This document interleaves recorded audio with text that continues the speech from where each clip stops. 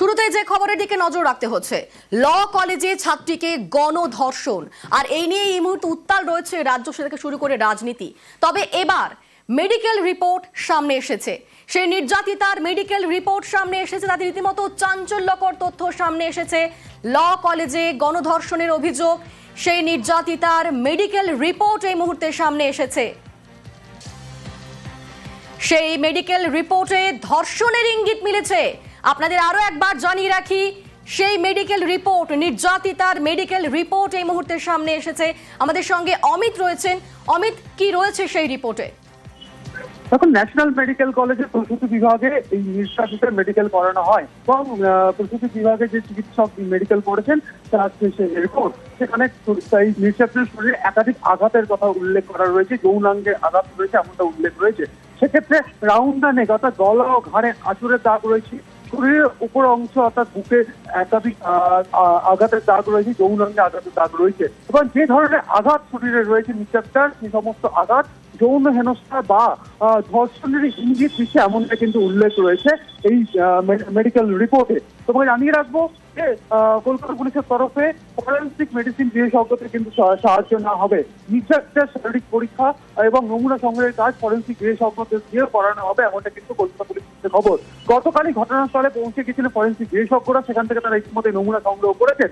অন্যদিকে নির্যাতিতা তরুণীর ফরেন্সিক মেডিসিন বিশেষজ্ঞদের দিকে তার শারীরিক পরীক্ষাও করানো হবে, কারণ ন্যাশনাল মেডিকেল কলেজের যে মেডিকেল রিপোর্ট তাতে কার্যত যে ধরনের আঘাতের কথা বলা হয়েছে, শরীরে বা ক্ষতচিহ্নের কথা বলা হয়েছে, সেই সমস্ত চিহ্ন যৌন হেনস্থা বা ধর্ষণেরই ইঙ্গিত, এমনটাই কিন্তু উল্লেখ করে, এমনটাই কিন্তু মনে করছেন চিকিৎসকরা। শুধু তাই নয়, এই নির্যাতিতাকে যখন মেডিকেল করানোর জন্য নিয়ে যাওয়া হয়েছিল ন্যাশনাল মেডিকেল কলেজে প্রসূতি বিভাগে, সেই সময় তিনি ট্রমার মধ্যে ছিলেন এবং যে চিকিৎসক বা যিনি তার স্বাস্থ্য পরীক্ষা করেছেন তার কাছেও 3 অভিযুক্তের কথা বলেন এবং তার ওপর কিভাবে নির্যাতন, যৌন হেনস্থা এবং ধর্ষণ করা হয়েছে সেই কথাও কিন্তু তিনি ওই চিকিৎসককে জানিয়েছিলেন, এমনটা কিন্তু সূত্রের দাবি। সেক্ষেত্রে ফরেন্সিক মেডিসিনের সাহায্য নেওয়া হবে। আরো এই যে যে ধরনের ক্ষতের কথা বলা হচ্ছে বা আঘাতের কথা বলা হচ্ছে, সেই সমস্ত আঘাত এবং ক্ষত আরো সুনিশ্চিতভাবে তার পরীক্ষা করতে চাইছে কলকাতা পুলিশ। সেক্ষেত্রে ফরেন্সিক মেডিসিনের সাহায্য নেওয়া হবে এবং তরুণী চরিত্রকে নমুনা সংগ্রহ করা হবে, এমনটা কিন্তু সূত্রের দাবি। বেশ, ধন্যবাদ অমিত। দক্ষিণ কলকাতার ল কলেজে ছাত্রীকে গণধর্ষণ, আজ অভিযোগকারিনীর গোপন জবানবন্দি। আলিপুর আদালতে ছাত্রীর গোপন জবানবন্দি। গতকাল সন্ধে ল কলেজে কলকাতার পুলিশ কমিশনার কসবা থানায় গিয়ে তদন্তকারীদের সঙ্গে কথা সিপির। গণধর্ষণের অভিযোগে পুলিশ হেফাজতে 3 ছাত্র নেতা। ঘটনাস্থল থেকে মিলেছে হকি স্টিক, একটি কালো বাক্স সহ আরো একাধিক জিনিস বাজেয়াপ্ত করেছে পুলিশ।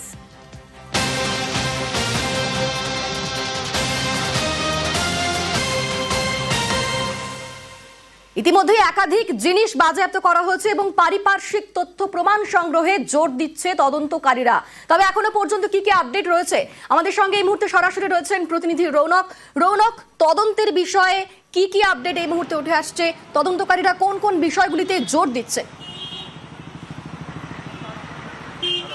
দেখো, এই তদন্তের জন্য অত্যন্ত গুরুত্বপূর্ণ এই পারিপার্শ্বিক তথ্য প্রমাণ। ইতিমধ্যে গতকালই ফরেন্সিকের আধিকারিকরা যে ঘটনাস্থল, সেই ঘটনাস্থলে গেছে, একাধিক নমুনা সংগ্রহ করেছে তারা। এবং শুধু তাই নয়, যে নির্যাতিতা তার অভিযোগপত্রে উল্লেখ রেখেছিল হকি স্টিকের কথা, সেই হকি স্টিকও উদ্ধার করা হয়েছে। এবং এই ঘটনার জেরে যে 3 জনকে গ্রেফতার করা হয়েছিল তাদের যে মোবাইল ফোন তা বাজেয়াপ্ত করা হয়েছে এবং অভিযোগপত্রে যেমনটা লিখেছিল যে তাকে ব্ল্যাকমেল করার জন্য ভিডিও করা হয়েছিল, সেক্ষেত্রে মোবাইল ফোনগুলো কিন্তু ফরেন্সিক করাতে পারে। শুধু তাই নয়, 25 তারিখে 7:30 থেকে 10:50 মধ্যে কারা কারা কলেজ প্রেমিসিসে প্রবেশ করেছিল, ওই প্লেস অফ অকারেন্সের আশেপাশে কারা ছিল, সেই গোটা বিষয়টি কিন্তু তদন্তকারী আধিকারিকরা খতিয়ে দেখছে। ইতিমধ্যে যে 3টি সিসিটিভি ক্যামেরার ফুটেজ, সেই সিসিটিভি ক্যামেরার ফুটেজ বাজেয়াপ্ত করা হয়েছে। সেখানে কিন্তু তদন্তকারী আধিকারিকরা দেখছে কাদের সেই টাইম লিমিটেশনের মধ্যে গতিবিধি ছিল, প্রয়োজনে তাদেরকেও ডাকা হতে পারে, এরকম বেশ কিছু নাম কিন্তু তদন্তকারী আধিকারিকদের স্ক্যানারে রয়েছে। এবং আরো একটি গুরুত্বপূর্ণ বিষয়, যে গার্ড রুমে এই ঘটনা ঘটেছিল সেই গার্ডরুমের নিরাপত্তারক্ষী সেখানে কোথায় ছিল তার ভূমিকা নিয়েও কিন্তু একটা প্রশ্ন উঠছে। প্রয়োজনে আজই তাকে কিন্তু জিজ্ঞাসাবাদের একটা সম্ভাবনা রয়েছে এবং এই নিরাপত্তারক্ষীর রুমে কিভাবে এইরকম ধরনের একটা ঘটনা ঘটলো তিনি কোথায় ছিলেন, তিনি কোনো রকমভাবে এই বিষয়টি টের পেয়েছিলেন কিনা বা জানতেন কিনা, এই গোটা বিষয়টি কিন্তু খতিয়ে দেখা হচ্ছে। এবং এই ঘটনার জন্য এই যে পারিপার্শ্বিক তথ্য প্রমাণ তা অত্যন্ত গুরুত্বপূর্ণ। একাধিক জিনিস ইতিমধ্যে তথ্য প্রমাণ সংগ্রহ করা হয়েছে। এবং শুধু তাই নয়, গতকাল যখন ফরেন্সিক আধিকারিকরা আসে তারা কিন্তু সেখানে ভিডিওগ্রাফির মাধ্যমে যে একটা রিকনস্ট্রাকশন অর্থাৎ পুনর্নির্মাণের যে ভিডিও সিন সেটাও কিন্তু একটা ডেমো আকারে তারা দেখেন এবং খতিয়ে দেখা হচ্ছে। শুধু এই আশেপাশে যারা ছিল, প্লেস অফ অকুরেন্সের আশেপাশে সেই টাইম লিমিটেশনে যারা ছিল, এরকম বেশ কয়েকজন পুলিশের স্ক্যানার রয়েছে, তাদেরকেও কিন্তু প্রয়োজনে জিজ্ঞাসাবাদ করাতে পারে। এবং যে 3টি সিসিটিভি ক্যামেরা একদম গুরুত্বপূর্ণ জায়গায় লাগানো রয়েছে, যে কেউ কলেজে প্রেমিসেসে ঢুকলেই কিন্তু তার গতিবিধি সেখানে দেখা যায়, সেক্ষেত্রে সেই সিসিটিভি ক্যামেরা ফুটেজেও কিন্তু তদন্তকারী আধিকারিকরা জোর দিচ্ছে। বেশ, ধন্যবাদ রৌনক। গত বছর আরজি করে মেডিকেল পড়ুয়ার ধর্ষণ, খুন, এবার দক্ষিণ কলকাতার ল কলেজে গণধর্ষণের অভিযোগ। 3 জনকে গ্রেফতার করেছে পুলিশ। 3 জনই তৃণমূল ছাত্র পরিষদের নেতা। আর এ নিয়ে রাজ্য রাজনীতির হাওয়া গরম। কলকাতা পুলিশের থেকে রিপোর্ট চেয়েছে জাতীয় মহিলা কমিশন।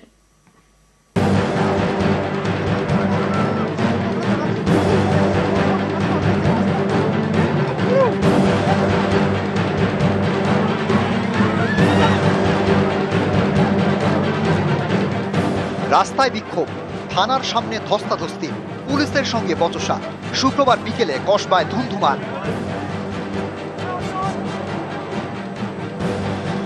এই অশান্তির পিছনে রয়েছে গণধর্ষণের অভিযোগ। ফার্স্ট ইয়ারের ছাত্রীর অভিযোগ, গত বুধবার কলেজের মধ্যে তাকে গণধর্ষণ করা হয়। অভিযুক্ত 3 জনের মধ্যে 2 জন ওই কলেজেরই পড়ুয়া, জয়েব আহমেদ এবং প্রমিত মুখোপাধ্যায়। মূল অভিযুক্তের নাম মনোজিৎ মিশ্র, প্রাক্তন ছাত্র এবং কলেজের অস্থায়ী কর্মী। এই 3 জনকে গ্রেপ্তার করেছে পুলিশ। ধৃত 3 জনই তৃণমূল ছাত্র পরিষদের নেতা। অনেকে বলছেন মনোজিৎ কলেজের অস্থায়ী কর্মী হলে কি হবে, ল কলেজে এখনো তার কতটা প্রভাব সেটা এই দেওয়াল লিখনে কার্যত স্পষ্ট। জানা গিয়েছে 2022 সালে ল কলেজ থেকে পাশ করে মনোজিৎ। কলেজে পড়াকালীন একাধিকবার মারধরের ঘটনায় তার নাম জড়ায়। তার এমনই প্রভাব যে কলেজে পাশ করার পরে কলেজে অস্থায়ী কর্মী চাকরি পেয়ে যায়। তৃণমূল ছাত্র পরিষদের গুরুত্বপূর্ণ পদে ছিল এই মনোজিৎ। জানা গিয়েছে দক্ষিণ কলকাতায় তৃণমূল ছাত্র পরিষদের একটি ইউনিটের প্রেসিডেন্ট ছিল মনোজিৎ। দক্ষিণ কলকাতা জেলা তৃণমূল ছাত্র পরিষদের সদস্য ছিল। চেষ্টা করেছিল দক্ষিণ কলকাতায় যুব তৃণমূলের সভাপতি হওয়ার, কিন্তু সেটা আর হয়নি। এই মনোজিৎই গণধর্ষণের মূল অভিযুক্ত। বৃহস্পতিবার তাকে গ্রেপ্তার করে পুলিশ। গত বছরের অগাস্টে আরজি করে ডাক্তারি ছাত্রীকে কলেজের মধ্যে ধর্ষণ করে খুন করা হয়। এ নিয়ে চারিদিকে ঝড় ওঠে। এবার দক্ষিণ কলকাতায় আইনের কলেজ, এক্ষেত্রেও কলেজের মধ্যে ছাত্রীকে গণধর্ষণের অভিযোগ। মূল অভিযুক্ত মনোজিৎ সহ ধৃত 3 জনই তৃণমূল ছাত্র পরিষদের নেতা। এ নিয়ে রাজ্য রাজনীতির হাওয়া গরম। তৃণমূল কংগ্রেসের যে ছাত্র নেতা ধর্ষণ করেছে, যার ধর্ষণ করা অভ্যেস হয়ে গেছে, এবং গোটা রাজ্য জুড়ে কলেজগুলোতে এরকম নেক্সাস চলে। আমি আপনাদেরকে বলছি, যেটা এসছে সেটা হচ্ছে সূচের আগে যেটুকু মাটি ওঠে ওইটুকু আপনারা দেখতে পাচ্ছেন। প্রত্যেক কলেজে কলেজে তৃণমূল ছাত্র পরিষদের যে নেতারা বসে থাকে, তারা হয় ভর্তি করার জন্য পয়সা নিচ্ছে, আর না হয় ছাত্রীদের কাছ থেকে, তাদের কাছ থেকে আনডিউ অ্যাডভান্টেজ। এটা মানে বুঝে নিন কি হয়। আমি এর থেকে বেশি খোলাসা করে একজন অধ্যাপক হিসেবে বলতে পারবো না। বিভিন্ন ক্ষেত্র থেকে সফট টার্গেট তৃণমূল ছাত্র পরিষদ। ওয়াই? আমি একবারও আমরা কেউ অস্বীকার করিনি যে না, সে তৃণমূল ছাত্র পরিষদ করতো না। আমি রাজ্য সভাপতি তৃণমূল ছাত্র পরিষদের হয়ে দায়িত্ব সহকারে বলছি, না, এমন কোন ইউনিট সভাপতি আমাদের ছিল না। শুধু নয়, বিগত বেশ কয়েক বছর ধরে সেই কলেজে তৃণমূল ছাত্র পরিষদের কোনো রানিং ইউনিট নেই। বিভিন্ন পক্ষ থেকে বোঝানোর চেষ্টা করছে সে নাকি ওই কলেজে ইউনিট প্রেসিডেন্ট ছিল। এই ঘৃণ্য ঘটনার ধিক্কার জানানোর ভাষা আমার কাছে জানা নেই। কঠোর থেকে কঠোরতর শাস্তি চাই।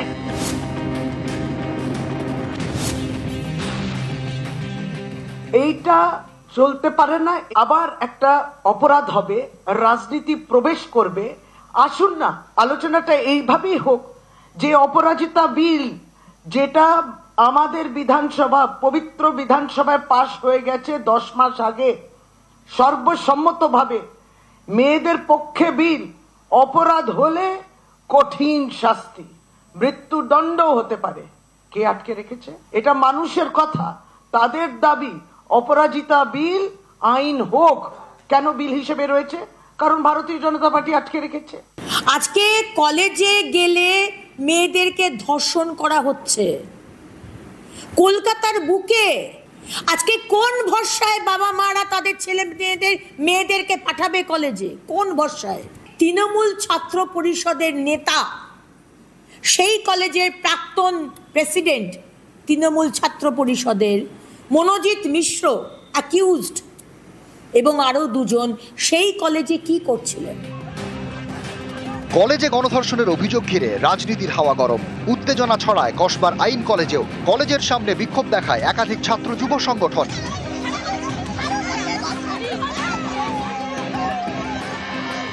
কসবা থানার সামনে বিক্ষোভ দেখায় কংগ্রেস এবং বিজেপি।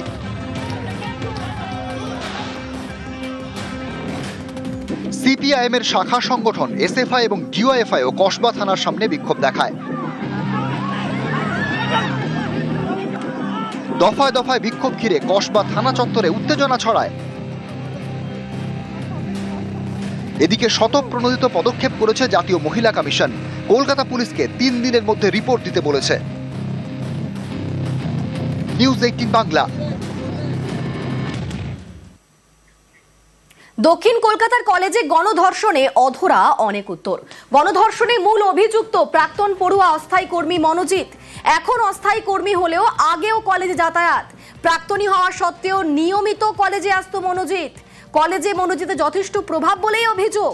রাতেও কলেজ কেন খোলা উঠছে সেই প্রশ্ন। তদন্ত চলছে বলেই প্রশ্ন এড়ালেন ভাইস প্রিন্সিপাল। সোমবার দক্ষিণ কলকাতার ল কলেজে বৈঠকে বসবে কলেজের পরিচালন সমিতি।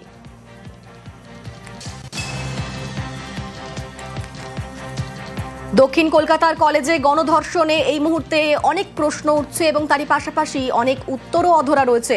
গণধর্ষণে মূল অভিযুক্ত প্রাক্তন পড়ুয়া অস্থায়ী কর্মী মনোজিৎ। এখন অস্থায়ী কর্মী হলেও আগেও কলেজে যাতায়াত। প্রাক্তনী হওয়া সত্ত্বেও নিয়মিত কলেজে আসতো মনোজিৎ। কলেজে মনোজিতের যথেষ্ট প্রভাব বলেই অভিযোগ উঠছে।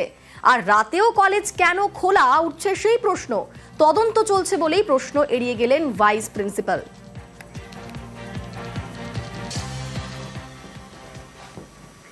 ক্যাম্পাসে গণধর্ষণের অভিযোগে পদক্ষেপ শিক্ষা দফতরের। দক্ষিণ কলকাতার ল কলেজে গণধর্ষণের অভিযোগ উঠছে, কঠোর ব্যবস্থার আশ্বাস শিক্ষামন্ত্রীর। কলেজ কর্তৃপক্ষকে অবিলম্বে পরিচালন সমিতির বৈঠক ডাকার নির্দেশ।